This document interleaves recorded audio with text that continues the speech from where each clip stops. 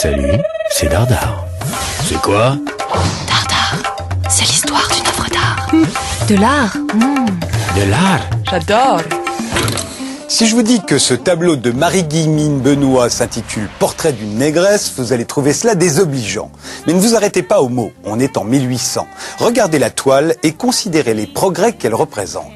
Premièrement, son auteur est de sexe féminin. Si la Révolution française avait amélioré le statut de la femme dans l'exercice des arts, on n'en attendait pas moins d'une femme peintre qu'elle se limite à des sujets familiaux.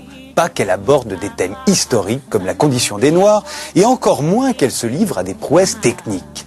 Or, les principes académiques affirmaient alors, je cite, que le sujet noir et la couleur noire étaient un exercice rebelle à l'art de la peinture. Marie-Guillemine Benoît fit avec ce tableau la preuve du contraire. Sous son pinceau, les dégradés de la pigmentation de la peau, la texture particulière des cheveux apparaissent joliment et avec netteté. Et ce n'est pas tout.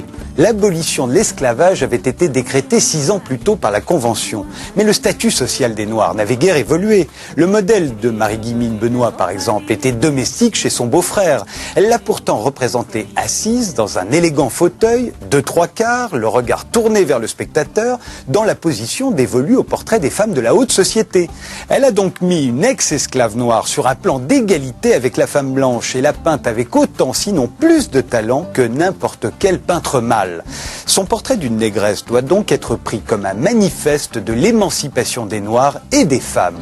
Et le plus réjouissant, c'est que ce manifeste, loin de faire scandale, a reçu un véritable triomphe au salon de 1800. 2 ans plus tard, c'eût été plus difficile car en 1802, Napoléon allait rétablir l'esclavage.